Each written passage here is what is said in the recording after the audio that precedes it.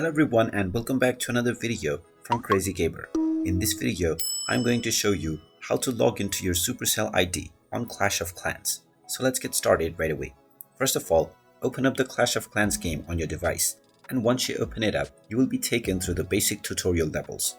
After completing the basic tutorial levels, you will find the gear icon at the bottom right corner. Go ahead and tap on it, and now at the top section of the settings page, you will see the Supercell ID. If your ID is not yet connected, you will see the disconnected button. Go ahead and tap on this, and this will open up the Supercell login page.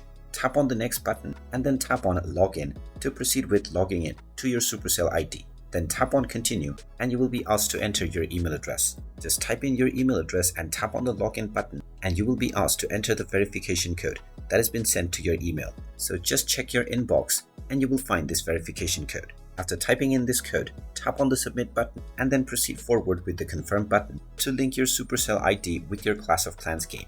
And there you have it. That is how easy it is to log into your Supercell ID on Clash of Clans. If you find this video helpful, make sure you hit that like button and subscribe to our channel if you haven't done so already. Also ring that notification bell to never miss another update from us. Thank you for watching, and I will see you again in the next video.